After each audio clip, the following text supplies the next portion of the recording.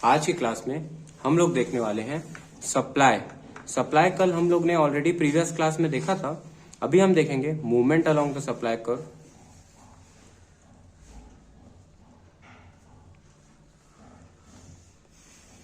And shift in the supply curve.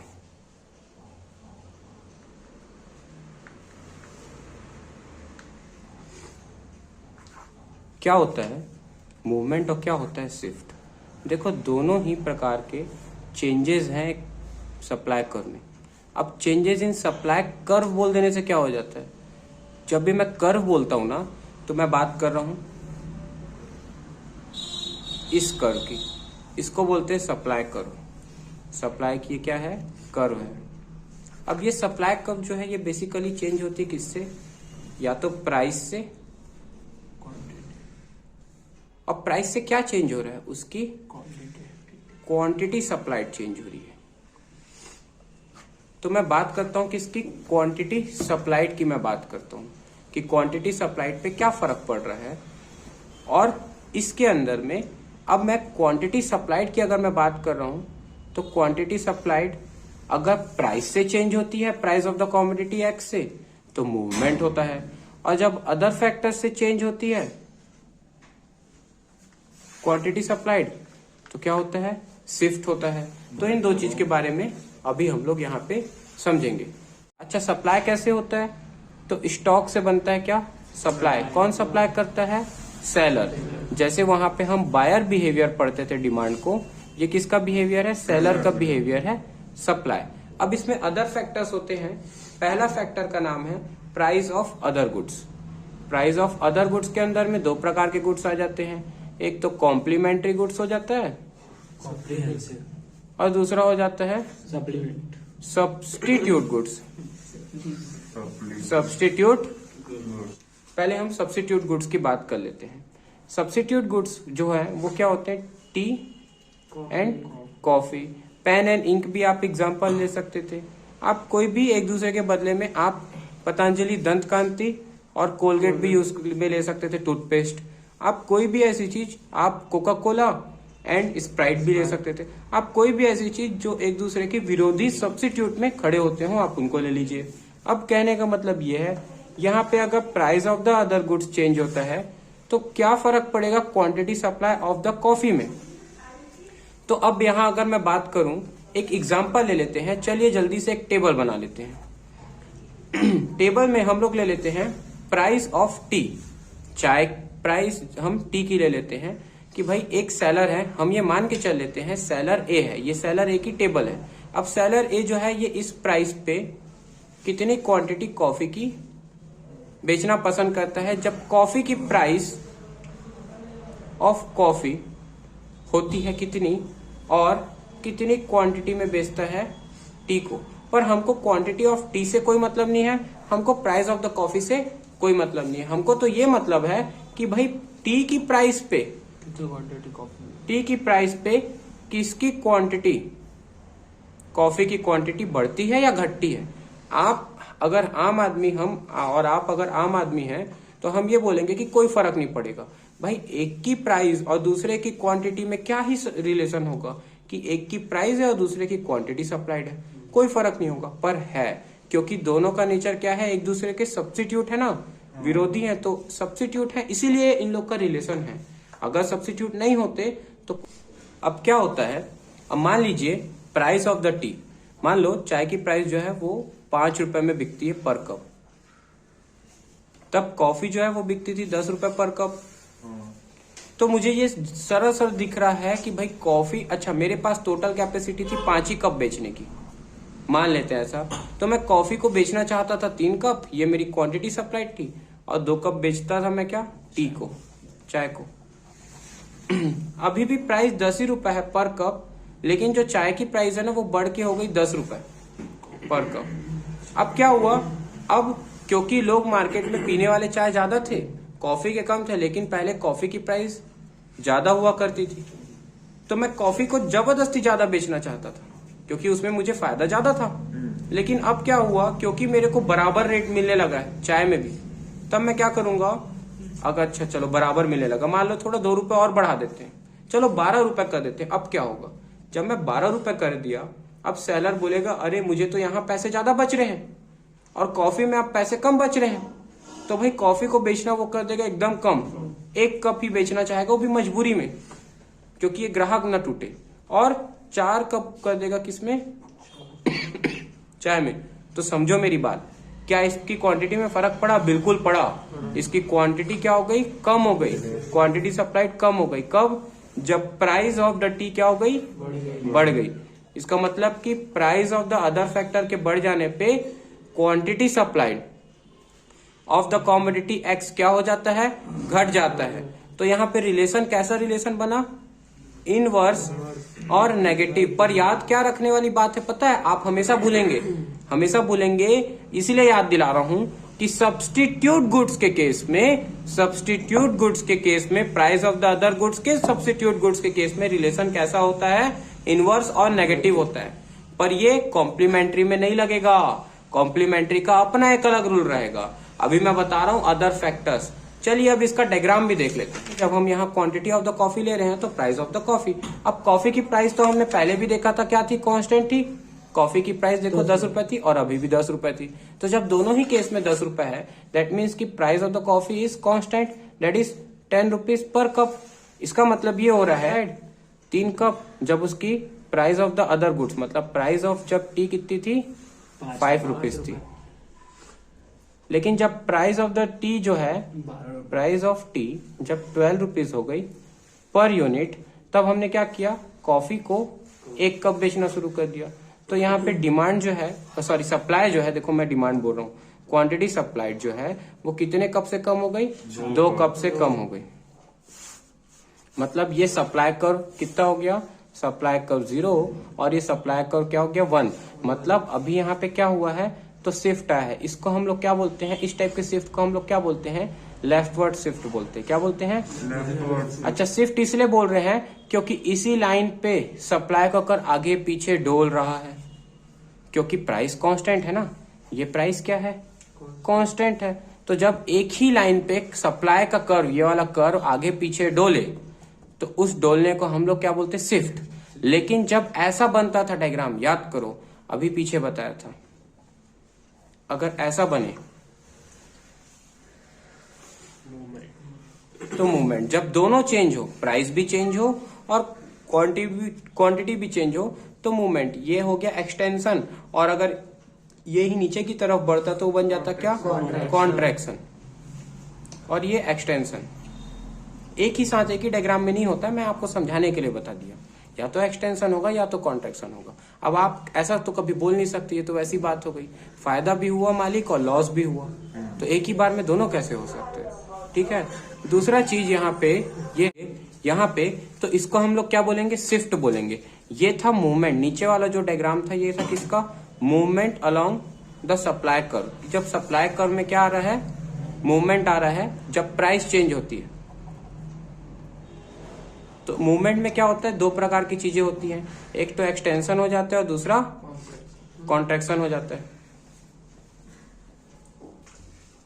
और shift, shift कब हो रहा है? जब leftward shift in supply curve. Shift कब हो रहा था? तो इसको बोलते हैं shift in the supply curve. अच्छा, इसका एक और नाम है। क्या नाम है? शिफ्ट को हम लोग बोलते हैं सिर्फ चेंज इन सप्लाई भी। क्या बोलते हैं? Change in supply.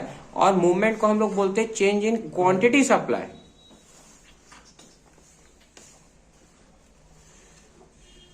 सप्लाई बोलूं या सप्लाइड लिख दूं, सप्लाई बोलूं या फिर इसको सप्लाइड लिख दूं, एक ही बात है।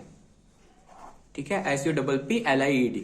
दूसरी चीज यहां पे एक और बात जो हमको ध्यान रखने की है, जिस प्रकार से लेफ्टवर्ड शिफ्ट हुआ है इसी प्रकार से राइटवर्ड शिफ्ट भी हो सकता था। कब होता वो? जब मान लो कि जो प्राइस है वो टी की पहले होती 12 रुपए और बाद में हो जाती 5 रुपए या 7 रुपए। तो फिर क्या होता? ये क्वांटिटी जो पहले 3 कप थी अब वो बढ़ करके 8 कप, 7 कप या 5 कप हो जाती। क्यों? क्योंकि प्राइस जब कम होगी टी की तो आप ऑटोमेटिकली कॉफी ज्यादा बेचोगे, क्योंकि भाई यहाँ कम पैसे बच रहे हैं जेब में, तो जहां ज्यादा बचेगा वो ज्यादा बेचोगे। तो कहने का मतलब इनके साथ में कैसा रिलेशन है, इनवर्स और नेगेटिव। जब एक बढ़ा तो दूसरा घटेगा, और जब दूसरा बढ़ा तो पहला कम हो जाएगा। तो ये भाई इनवर्स रिलेशन इसको बोलते हैं, या नेगेटिव रिलेशन भी कहा जाता है। ठीक है, तो वाइस वर्सा चलेंगे कब के केस में, सब्स्टिट्यूट गुड्स के केस में, जब हम अदर फैक्टर्स को देख रहे हो। ये मत करना कि प्राइस ऑफ द कॉफी के बढ़ने पे क्वांटिटी ऑफ द कॉफी को कम कर दिए। प्राइस अगर कॉफी की बढ़ती तो जरूर सप्लाई भी कॉफी की बढ़ती। अब तुम मुझे बताओ, ये बात तो तब मुझे पता चली ना जब मैं प्राइस ऑफ द कॉफी को क्या रखा, कांस्टेंट रखा। अब तुम मुझे बताओ, अगर मैं प्राइस ऑफ द कॉफी को कांस्टेंट नहीं रखता, मैं प्राइस को मान लो यहाँ पे छेड़ देता, मैं प्राइस को 15 रुपए कर देता। जैसे मैं इसको 15 रुपए करता, अब तुम मुझे ये नहीं बता सकते कि इसकी जो क्वांटिटी सप्लाइड है ये बढ़ेगी या घटेगी, क्योंकि इसके हिसाब से तो घटनी चाहिए पर इसके हिसाब से तो बढ़नी चाहिए। तो यहाँ पे हो जाता क्या, कंक्लूजन नहीं आ पाता। यहाँ पे आपको दिमाग में एक, क्या बोलते हो उसको, वो वर्ड मुझे मिल नहीं रहा है, क्या बोलना चाहिए, कौन बनेगा करोड़पति, कौन बनेगा महाकरोड़पति, नहीं। यहाँ पे इसको हमको बोलना चाहिए कि एक प्रकार का कंफ्यूजन, क्योस क्रिएट हो जाता, क्योस बोलना चाहिए उसको, कि भाई आपको एक कंक्लूजन नहीं आ पाता, क्योस। अच्छा, अकाउंट्स में इस टर्म को क्या बोला जाता है, जब ऐसा कोई सिचुएशन हो तो उसको कंटिंजेंट बोला जाता है। कंटिंजेंट ऐसी चीजें जिसकी अभी फिक्स नहीं हुआ, कोर्ट में केस चल रहा है। तो कहने का मतलब ये कि ये तर्क वितर्क की बातें हो जाती। अब अपोजिशन पार्टी बीजेपी वाले कहते नहीं नहीं इसकी प्राइस बढ़ी है तो क्वांटिटी बढ़ाओ, और कांग्रेस कहती नहीं नहीं उसके अपोजिट की बढ़ी तो उसकी क्वांटिटी गिराओ। तो दोनों के बीच में राइवल्स तैयार हो जाते हैं और लड़ाई हो जाती है। इसीलिए एक फैक्टर को क्या रखा जाता है, शांत रहे भैया, तू 10 रुपए तो 10 ही रुपए रहे। तो जब अदर फैक्टर्स चेंज हो रहे हैं तो प्राइस कांस्टेंट रहती है, और जब प्राइस चेंज होता है तो अदर फैक्टर्स कांस्टेंट रहते हैं।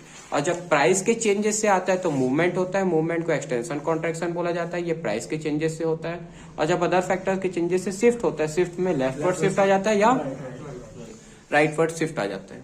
तो अभी तो ये हुआ सिर्फ एक, किसके बारे में हुआ, ये सब्स्टिट्यूट गुड्स के बारे में। अब मैं अगर बात करूं कॉम्प्लीमेंट्री गुड्स के बारे में, कॉम्प्लीमेंट्री नाम से ही समझिए, कॉम्प्लीमेंट्री का मतलब होता है जो एक दूसरे को कंप्लीट करते हो।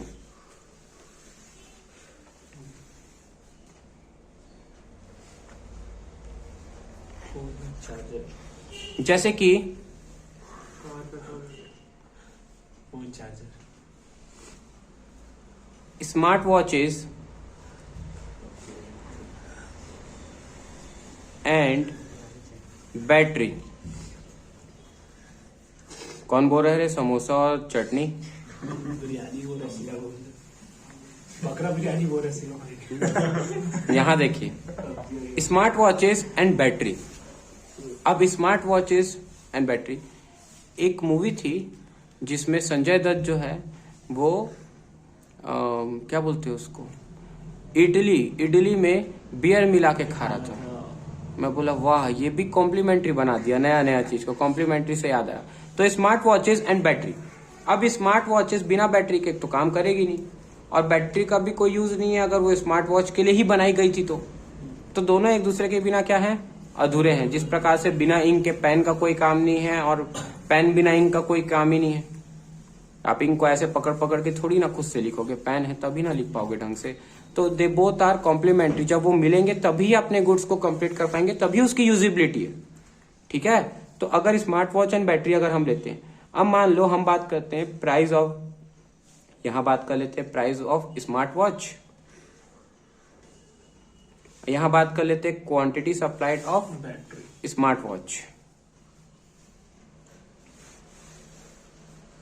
यहां पे बात कर लेते हैं प्राइस ऑफ बैटरी, यहां पे बात कर लेते हैं क्वांटिटी सप्लाइड ऑफ बैटरी। हमें क्वांटिटी सप्लाइड ऑफ बैटरी से कोई काम नहीं है, हमको क्वांटिटी सप्लाइड ऑफ बैटरी से कोई काम नहीं, ना हमको प्राइस ऑफ द वॉच से मतलब है, हमको तो quantity supplied of the watch से मतलब है। तो जब quantity supplied of the watch से मतलब है, इसका मतलब जरूर ये वॉच 5,000 रुपए में पहले भी होगी तो अभी भी होगी, ये कांस्टेंट करना पड़ेगा। क्योंकि जब तक हम उसकी क्वांटिटी में ये चेंज नहीं देखे कि भाई प्राइस ऑफ द बैटरी से quantity supplied of smart watch पे क्या फर्क पड़ेगा, तो अगर मैं इसको कांस्टेंट ही नहीं रखूंगा price of the smart watch को, तो मुझे पता कैसे चलेगा कि बैटरी की प्राइस से क्या फर्क पड़ा उसकी क्वांटिटी सप्लाइड पे। अच्छा, बिहेवियर सेलर का है, ये मत भूलना। जब प्राइस ऑफ द बैटरी, पहले प्राइस थी 500 रुपए बैटरी की, तो इसके जेब में टोटल कितना रुपए बच रहा था? 5000 प्लस बैटरी का 500, टोटल जोड़ के सेलर से कितना रुपए ले रहा था कंज्यूमर से? 5500 रुपए। तो ये बेचता था, चलो तीन स्मार्ट वॉच बेच देते हैं, ठीक है। ये उतना ही का सामान बनाता था, उतना ही का सामान मंगाता था और उतना बेच देता था, क्योंकि बोला ठीक है। लेकिन अगर मान लो 5000 की बैटरी, 5000 का स्मार्ट वॉच है और बैटरी अब उसको 3000 रुपए पड़ रही है, मतलब बेचने के लिए सेलिंग प्राइस। अब तो कितनी बैटरी बेचेगा? अब ज्यादा बेचेगा, कम बेचेगा? मतलब ज्यादा स्मार्ट वॉच बेचेगा बैटरी लगा करके। क्यों? क्योंकि पहले उसको बच रहा था 5500 रुपए, अब उसको बच रहा है कितना रुपए? 8000 रुपए। मतलब 8000 की रिवेन्यू है, उसमें उसका खर्चे कट जाएंगे, लेकिन अब फायदा ज्यादा बच रहा है। पहले फायदा कम बचता, अब फायदा ज्यादा बच रहा है, तो ज्यादा फायदा बच रहा है तो ज्यादा भी बेचना चाहेगा, तो 5 स्मार्ट वॉच बेचता है। इसका मतलब ये हुआ कि जब price of the other factor बढ़ा तो क्वांटिटी सप्लाइड भी कमोडिटी एक्स की बढ़ गई, ये सेलर भी। तो यहाँ पे कॉम्प्लीमेंट्री गुड्स में कैसा रिलेशन लग गया? Positive and direct. Direct and positive relation. तो आप देखो, एक ही फैक्टर के अंदर में 2 प्रकार के नेचर लग जा रहे हैं। आप price of the other factor को एक साथ नहीं रख सकते। आप price of the other goods में आपको बताना पड़ेगा कि वहां 2 प्रकार की बातें हैं भैया, एक सब्स्टिट्यूट है, दूसरा कॉम्प्लीमेंट्री है। सब्स्टिट्यूट के साथ में इनवर्स और नेगेटिव रिलेशनशिप था, एंड कॉम्प्लीमेंट्री के साथ में डायरेक्ट एंड पॉजिटिव रिलेशनशिप था, है मतलब। और उसको डायग्रामेटिकली आपको बताना पड़ेगा। डायग्राम कैसा वाला? तो ये वाला डायग्राम, ये देखिए, इस डायग्राम से बताना पड़ेगा कि कब राइटवर्ड शिफ्ट हो रहा है, कब लेफ्टवर्ड शिफ्ट हो रहा है। अभी तो ये एक फैक्टर था, ऐसे ही और भी फैक्टर्स आएंगे जिनके बारे में हम आगे के वीडियो से बात करेंगे, जैसे कि goal of the firm, price of factor of production, number of firm, technology, government policy, expected future price. तो ये सारे फैक्टर्स जो हैं, ये फैक्टर्स हो गए हमारे अदर फैक्टर्स। अब इसमें अगर मैं बात करूं, हमने बात कर लिया price of the other goods के बारे में। अब जल्दी से हम बात कर, अच्छा, प्राइस ऑफ द कॉमोडिटी तो हम लोगों ने कल ही बात कर लिया था। प्राइस ऑफ द कॉमोडिटी के बारे में कल ही हमने बात कर लिया था, एक्सटेंशन, कॉन्ट्रैक्शन। अदर गुड्स के बारे में अभी बात कर लिया। और अगर मैं बोलूं नंबर ऑफ फर्म्स, मान लो फर्म ज्यादा है, किसी बिजनेस में दुकानदार ज्यादा है, तो सेल्स ज्यादा होगी या कम होगी? ज्यादा होगी, क्योंकि भाई अगर दुकानदार ज्यादा है तो वो बेचेंगे भी तो ज्यादा ना। लेकिन अगर नंबर ऑफ फर्म्स कम है तो सेल्स भी क्या होगी? कम होगी। क्योंकि भाई हम ये थोड़ी ना बोल रहे हैं कि डिमांड उतनी है, हम तो बस फर्म की बात कर रहे हैं ना। तो आप ये क्यों सोच रहे हैं कि कम हो? इसी प्रकार से गोल ऑफ द फर्म, अगर फर्म का गोल है ज्यादा पैसा कमाना, ज्यादा प्रॉफिट कमाना, तो सेल्स क्या होगी? ज्यादा होगी। और अगर फर्म का गोल है कि नहीं, मुझे लिमिटेड टारगेट में ही पूरा करना है, मेरे को क्वांटिटी, मेरे क्वालिटी में जाना, कम ही बेचना है, एक्सक्लूसिव प्रोडक्ट बेचना है, तो उसकी सेल्स क्या होगी? कम होगी। तो ये गोल पे डिपेंड करता है। जैसे अगर गोल ऑफ द फर्म है कि फ्यूचर में मुझे सेल्स बढ़ानी है, जो कि लगभग आज के डेट पे हर फर्म्स को होता है, तो वो अपनी सेल्स बढ़ाएगा। लेकिन अगर उसका गोल ये है कि नहीं, मुझे एक्सक्लूसिव कार्स बनाना है और प्रीमियम सेक्शन में लिमिटेड एडिशन बनाना है, तो उसकी सेल्स क्या होगी? कम हो जाएगी। तो ये डिपेंड करता है उसके गोल ऑफ द फर्म पे भी। फिर फैक्टर ऑफ प्रोडक्शन मतलब होता है land, labour, capital, entrepreneur. Factors of production मतलब जो उसको उत्पादन करने के लिए फिक्स फैक्टर लग रहे हैं या वेरिएबल फैक्टर्स लग रहे हैं। तो दोनों फैक्टर्स के अगर खर्चे ज्यादा आते हैं, खर्चा अगर ज्यादा होता है, तो उसकी सेल्स क्या हो जाती है? कम हो जाती है, क्योंकि भाई पैसे तो कम है ना उसके जेब में, तो अगर ज्यादा खर्चा होगा तो कम सामान बना पाएगा। अब स्टॉक ही कम है तो सप्लाई भी तो कम करेगा ना। तो अगर फैक्टर ऑफ प्रोडक्शन अनफेवरेबल होता है, मतलब ज्यादा लगता है, बहुत ज्यादा हाई आता है, तो फैक्टर ऑफ प्रोडक्शन अगर ज्यादा लगेगा तो सप्लाई कम हो जाएगी। और अगर फैक्टर ऑफ प्रोडक्शन कम लगेगा तो सप्लाई ज्यादा हो जाएगी। तो फैक्टर्स ऑफ प्रोडक्शन के साथ में कैसा रिलेशनशिप हो गया? इनवर्स और नेगेटिव रिलेशनशिप हो गया। किसमें? क्वांटिटी सप्लाइड में। ठीक है, आगे बात करते हैं एक्सपेक्टेड फ्यूचर प्राइस। मान लो, अभी हम टेक्नोलॉजी भी करेंगे बात। मान लो अभी सोने का रेट चल रहा है 50,000 रुपए तोला। आने वाले समय में मैं आपको बोलूं 500 करोड़ रुपए तोला बिकेगा, तो आज आप सोना बेचोगे क्या? नहीं। तो अगर फ्यूचर एक्सपेक्टेड प्राइस आपको बढ़ी हुई दिखती तो आज की सप्लाई आप क्या कर दोगे? कम। भले ही आज प्राइस 50,000 है, तब भी एक भी नहीं बेचोगे। लेकिन अगर मैं बोलूं सोने का रेट आने वाले समय में 5 रुपए तोला हो जाएगा, तो आज पूरा बेच के खत्म करोगे। तो अगर फ्यूचर एक्सपेक्टेड प्राइस बढ़ी हुई दिखती तो आज की सप्लाई कम कर देते, और फ्यूचर एक्सपेक्टेड प्राइस अगर मुझे कम दिखती तो आज ही सप्लाई करके नक्की करता हूं। तुम इससे समझ रहे हो सेलर बिहेवियर की टेंडेंसी। अगर गवर्नमेंट पॉलिसी मतलब जीएसटी, डिमोनेटाइजेशन, अगर ये सब ऐसे, तो लोगों को, सेलर को ये कहीं ना कहीं परेशान किया था शॉर्ट पीरियड के लिए, लेकिन अगर ये फेवरेबल है सरकार की पॉलिसियां बिजनेस के लिए तो सप्लाई बढ़ जाएगी, और अगर अनफेवरेबल है मतलब उनके फेवर में नहीं है तो सप्लाई कम हो जाएगी। टेक्नोलॉजी अगर एडवांस है उनके पास में तो सप्लाई बढ़ जाएगी। टेक्नोलॉजी अगर ऑब्सोलीट है, आउटडेटेड है या डेट्रियोरेटेड है, गिरी हुई टेक्नोलॉजी है, तो सप्लाई कम हो जाएगी। यही थे अदर फैक्टर्स। अब उस पे कैसा डायग्राम बनाना है, तो ऐसा डायग्राम बन जाएगा ये वाला, क्या कि भैया राइटवर्ड शिफ्ट या लेफ्टवर्ड शिफ्ट, तो राइटवर्ड और लेफ्टवर्ड ऐसा शिफ्ट होता है और मूवमेंट ऐसा होता है। तो यही बेसिक डिफरेंस था इनके बीच का। उम्मीद करूंगा कि सप्लाई चैप्टर जो है ये आपको पूरी तरीके से क्लियर हो चुका होगा। भारत माता की जय।